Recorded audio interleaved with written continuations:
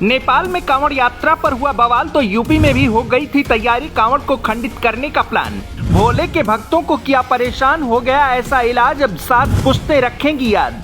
नेपाल के हिंदुओं को दबाने चले थे कट्टरपंथी, भड़के हिंदुओं ने फूंक डाली मस्जिद, हालात हो गई बेकाबू, बालेन शाह को उतारनी पड़ी सेना। जी, नेपाल में बवाल मच गया है। बवाल है कांवड़ यात्रा को लेकर।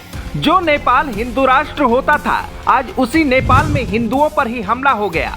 पूरा नेपाल योगी आदित्यनाथ को जानता है। चुनाव के दौरान सीएम योगी के पोस्टर भी लहराए जाते हैं।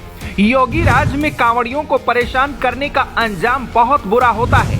फिर भी यूपी के 2 शहरों से कांवड़ियों को परेशान करके माहौल को बिगाड़ने की कोशिश हुई, लेकिन योगी राज में यूपी को नेपाल नहीं बनाया जा सकता। कट्टरपंथियों का अंजाम देखने से पहले नेपाल से आई डराने वाली तस्वीरें देख लीजिए। नेपाल इस वक्त दंगे की आग में झुलस रहा है। इस बार नेपाल किसी आंदोलन का नहीं बल्कि सांप्रदायिक तनाव का शिकार हुआ है।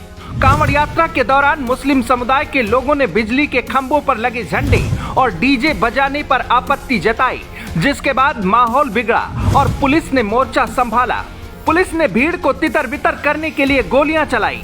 इस बार गोली में 3 से ज्यादा लोगों की मौत भी हुई है, जबकि कई लोग और सुरक्षाकर्मी घायल हुए हैं। ये बवाल अब आसपास के इलाकों तक पहुंच गया है। हालात इतने बिगड़ गए कि कई इलाकों में अनिश्चितकालीन कर्फ्यू लगा दिया गया है। इसके बावजूद भी दंगे की आग ठंडी पड़ने के बजाय और भड़कती जा रही है। अब जो तस्वीरें सामने आ रही हैं, उसने सरकार और प्रशासन के हाथ पांव फुला दिए हैं। दावा किया जा रहा है कि नेपाल में कांवड़ यात्रा पर हुए हमले में हिंदू संगठन इतने गुस्से में है कि उन्होंने मस्जिद पर ही हमला बोल दिया। नेपाल की सेना को सड़क पर उतारा गया। भारत भी अलर्ट मोड पर है। नेपाल में लगभग 81% आबादी हिंदू है, जबकि मुस्लिम आबादी करीब 5% है। मुस्लिम आबादी का बड़ा हिस्सा रोहतक, परसा, बांके, बारी और सरलाही जैसे जिलों में रहता है और यहीं पर तनाव सबसे ज्यादा है। नेपाल की हिंसा भड़क रही है और इधर यूपी को जलाने की भी तैयारी हो गई। गाजियाबाद में कांवड़िया ने आरोप लगाए कि जानबूझकर इमरान खान नाम के एक लड़के ने उसकी कांवड़ को खंडित किया। और इस कमीने ने दिल्ली में गाजियाबाद के बीच में मेरी कांवड़ खंडित कर दी।